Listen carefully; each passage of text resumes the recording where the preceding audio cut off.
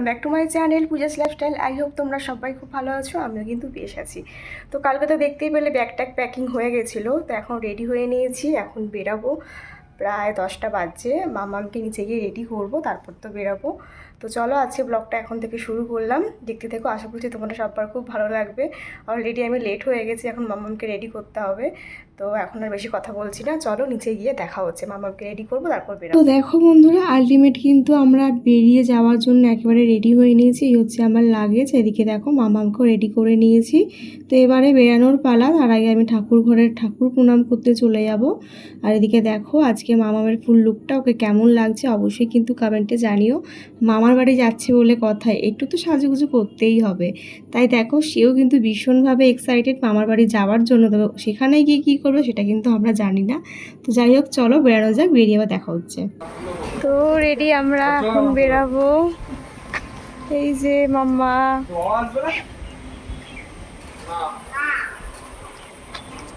তো চলো। প্রচণ্ড রৌদ্র আজকে বাইরে, এখনো সিউ করছে সবাইকে, কারণ আবার এক সপ্তাহ পরে সবার সাথে দেখা হবে। টাটা করো। ওই দিকে বিকাশকে দেখছে, টাটা। চলো বেরাই, স্টেশনে গিয়ে দেখা হচ্ছে। তো এই যে আমি বেরাচ্ছি, দেখো সানগ্লাসটা পরলো না, পরে নিলাম, এখানে নিয়ে নিয়েছি। সবাই সিউ করতে আসছে, আমাদের সিউ করতে এসছে। কোথায় যাচ্ছে? মামা বাড়ি, মামা বাড়ি বুঝতে পারছি, ঘুরতে যাচ্ছে। তো ওদিকে মাও আসছে, দেখো আমাদের সিউ করতে মাও আসছে। ওদের কোনো দাদাভাই গাড়িটা নিয়ে আসছে। চলো এখন বন্ধুরা, বলতে বলতে কিন্তু বেরিয়ে পড়লাম। আর প্রতিবারের মতন এবারও মা প্রচুর কান্নাকাটি করছিল। তো কি করা যাবে, এক জায়গাতে থাকলে না একটা দেখবে সবার প্রতি মায়া হয়ে যায়। তো মাও সারাক্ষণ ওকে নিয়ে, মা বলো বাবা বলো, সবার টাইম কাটে।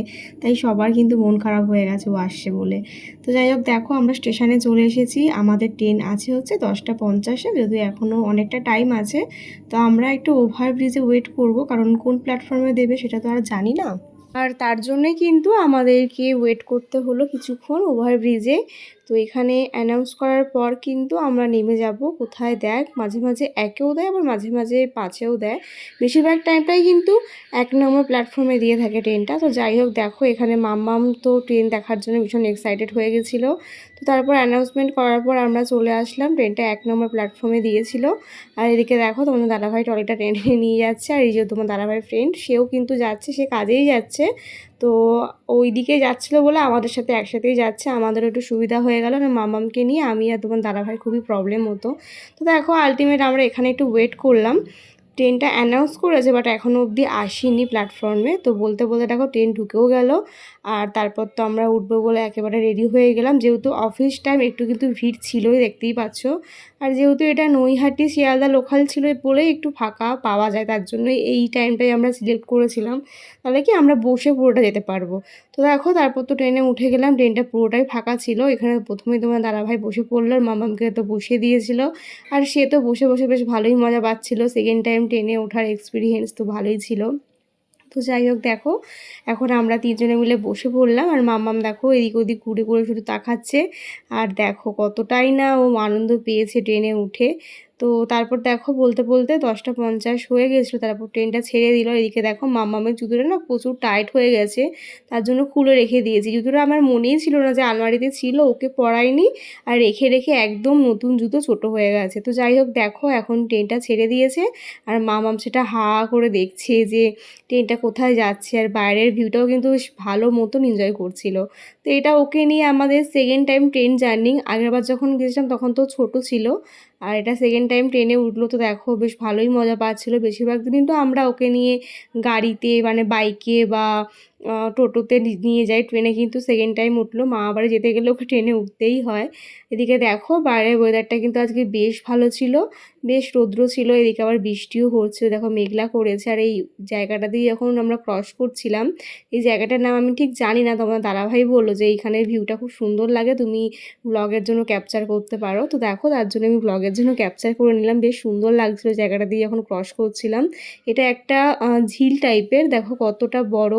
আর সাথে এই গাছপালাগুলো সাথে দেখতে এত সুন্দর লাগছিল না যে কি বলবো, তাই ভিডিওতে ক্যাপচার না করে থাকতে পারলাম না। যাই হোক আমাদের কিন্তু প্রায় কাছাকাছি কাছাকাছি আমরা চলেই এসেছি। ব্যারাকপুরের পরেই কিন্তু আমরা নামবো একটা স্টপেজ পরে খড়দাতে।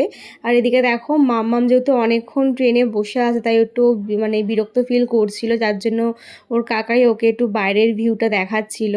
তো এই মাঝে মাঝে দেখলো আর মাঝে মাঝে আবার দুষ্টুমি করছিল। যাই হোক দেখো এখনও বদমাইশি করছিল বলে ওকে নিয়ে আমি একটু ফোনে কার্টুন দেখাচ্ছিলাম, তার জন্য চুপ আছে। আসলে অনেকটা জার্নিং তো, অনেকগুলো দিন পরও জার্নিংটা করছে, প্রায় 7 মাস পর ট্রেন জার্নি করছে। আর আগের বার যে মানে কদিন আগে যে দীঘা গেলাম তখন তো বাসে ছিল, পুরোটাই ঘুমাতে ঘুমাতে গেছে আর ঘুমাতে ঘুমাতে এসেছে। আর এখন যেহেতু ট্রেনে যাচ্ছে এই টাইমটা তোর ঘুমের না, তার জন্য দেখো ঘুমালোও না, তাই বসে বসে এখন দুষ্টুমি করছিল। তাই আমি একটু শান্ত রাখার জন্য ফোনটা ওকে দেখাচ্ছিলাম। আর তারপর দেখো বলতে বলতে আমরা ব্যারাকপুর স্টেশনে ঢুকে গেছি। ব্যারাকপুর আসা মানে আর একটা স্টপেজ পর আমরা নামবো, খড়দাতে নামবো। তারপর সেখান থেকে অটো স্ট্যান্ডে গিয়ে তারপরে অটো ধরে যাব হচ্ছে ফেরিঘাট, তারপর সেটা পার করলে কিন্তু আমাদের বাড়ি।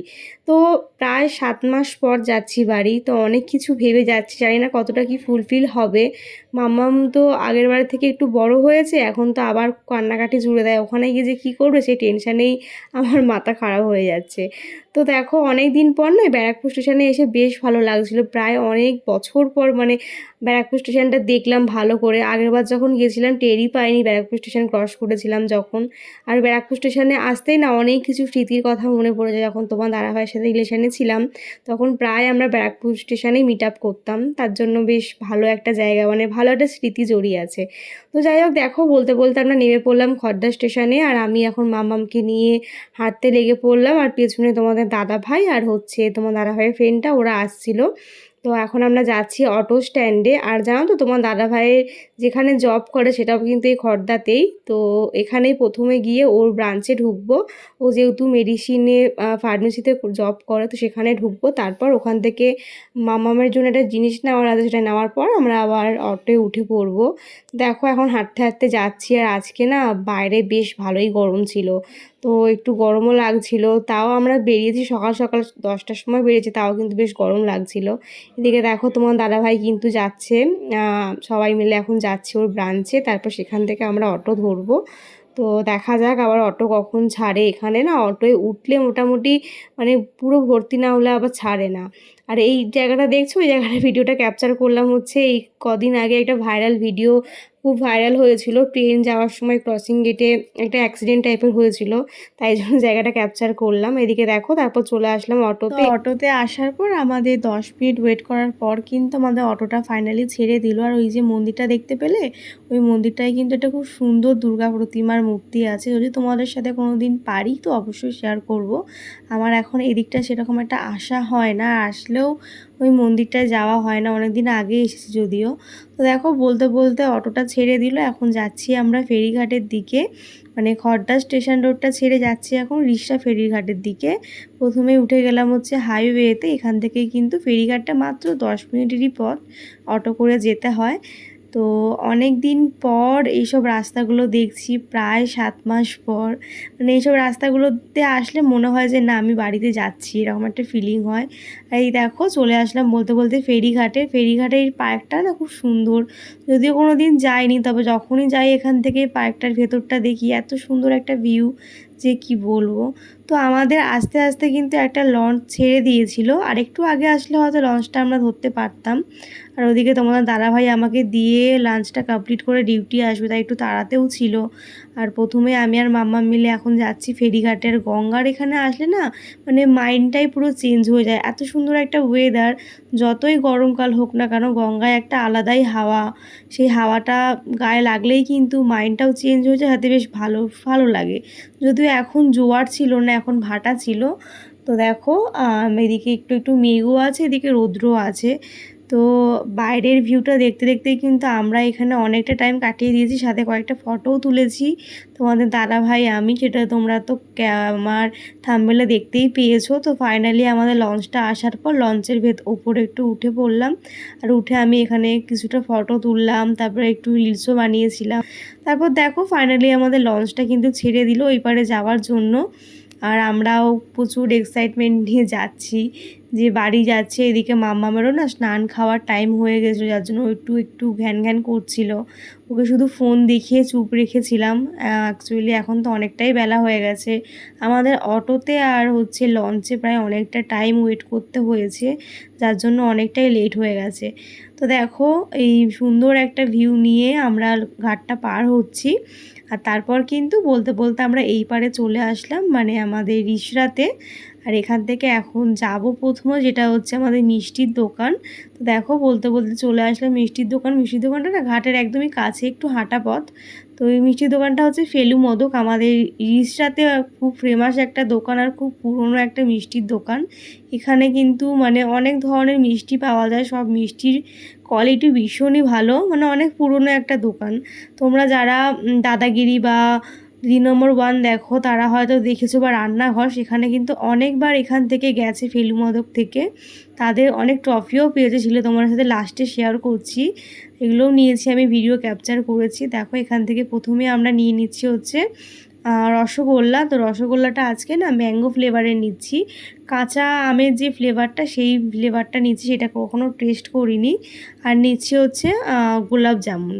তো এই দুটোই ওখান থেকে অর্ডার করলাম। আর শুকনো মিষ্টি সেরকম একটা কিছু পছন্দ হলো না, সাথে আমরা কিছু মিষ্টিও এখান থেকে ট্রাই করেছিলাম আমরা 3 জনে।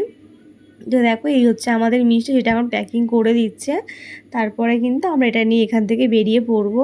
আর এই মিষ্টি নিয়ে তো কোনো কথাই হবে না, দেখো এখানে কত ট্রফি পেয়েছে, সেগুলো কিন্তু এখানে ফটো ক্যাপচার করা আছে। সৌরভ গাঙ্গুলি, তারপরে হচ্ছে সচিন। তো যেহেতু তোমার দাদাভাই ওয়েট করছিল আমার জন্য এখানে, তার জন্য একটু বেশিক্ষণ তোমাদের ভালো করে দেখাতে পারলাম না। তাও দেখো আমরা এখান থেকে টোটোয় উঠে গেলাম।